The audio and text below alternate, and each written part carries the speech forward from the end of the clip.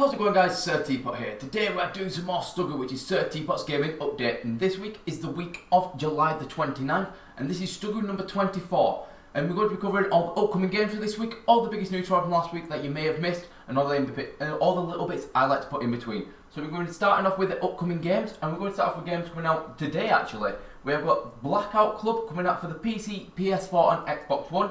Then we have got Mutant Year Zero Seed of Evil coming out for the PC, PS4, Xbox One and Nintendo Switch. Then we have got Ace Combat 7 Skies Unknown ADXF01 Morgan DLC, which is an absolute fucking mouthful.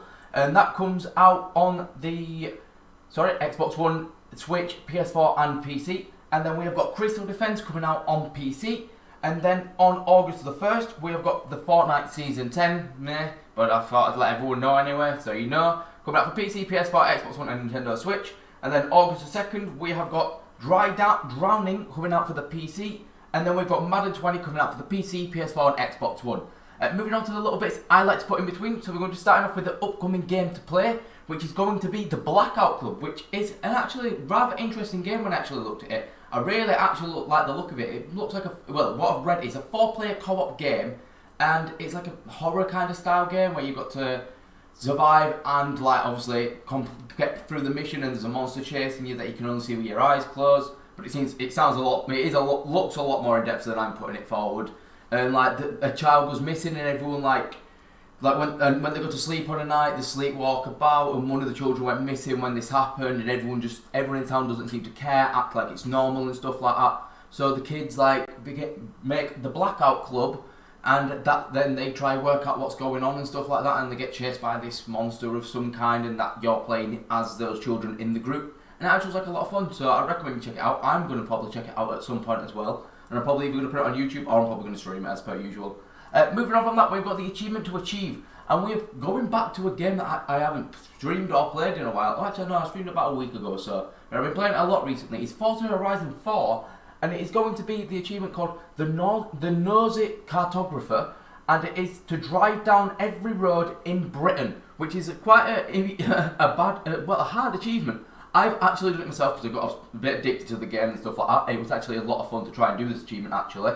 It is been complete by 4.35% of players, so it's really, really rare, and it is actually a really fun achievement to do. And if you have got this achievement, go down below in the description, follow me on Twitter, and then you'll be able to then send me a picture of you with this achievement, and I will put it in next week's video.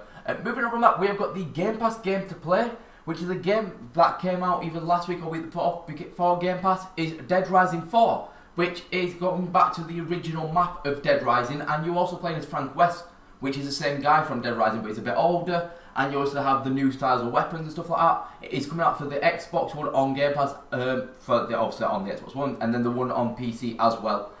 So seriously recommend checking it out. I'm going to probably play it at some point myself, and it looks like a lot of fun, a lot of zombies on screen and stuff like that, so I actually can't wait to play it. Moving on from that, we've got the biggest news stories from last week that you may have missed. God almighty, I couldn't say that whatsoever.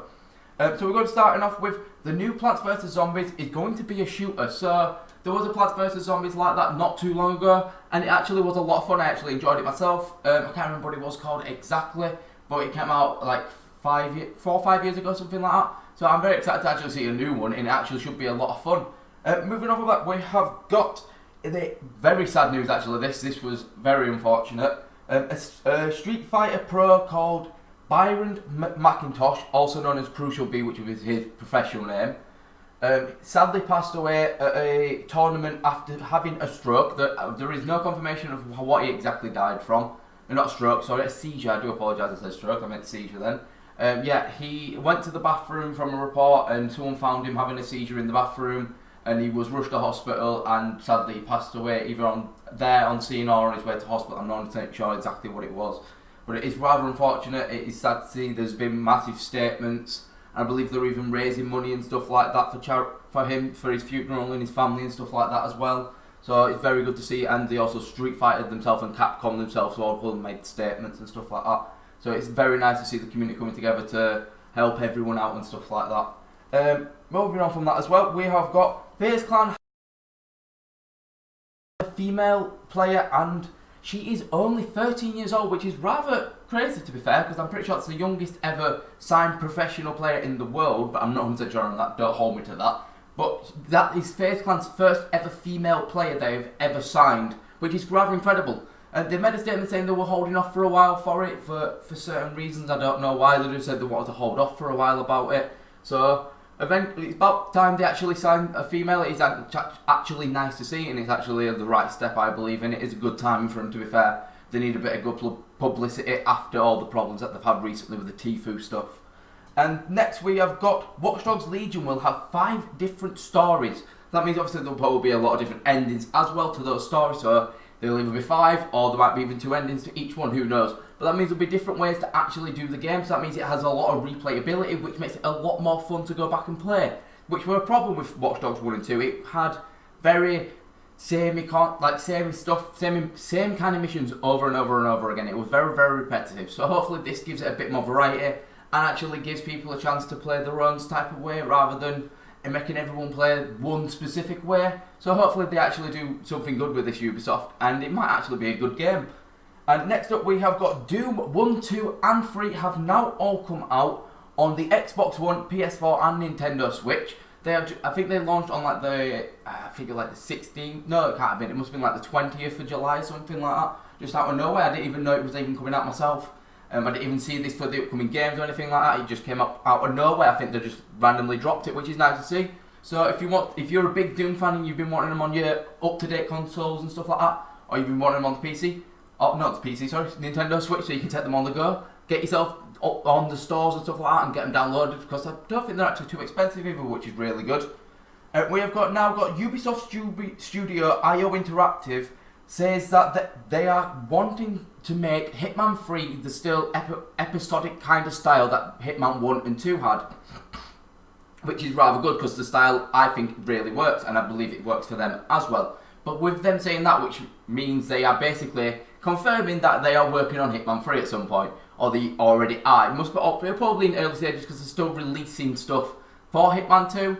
But they'll probably be working on Hitman 3 stuff in their meantime, stuff like that, getting prepared for it to come out at some point in the near future. We'll probably hear something probably either at the end of this year or E3 maybe next year. That's probably when I reckon we'll hear something big about it, like a little announcement or something, because that's probably when we'll come down to an end for the Hitman 2 lifeline and stuff like that. And I reckon Hitman 3 will probably end up coming out for the next generation of console anyway.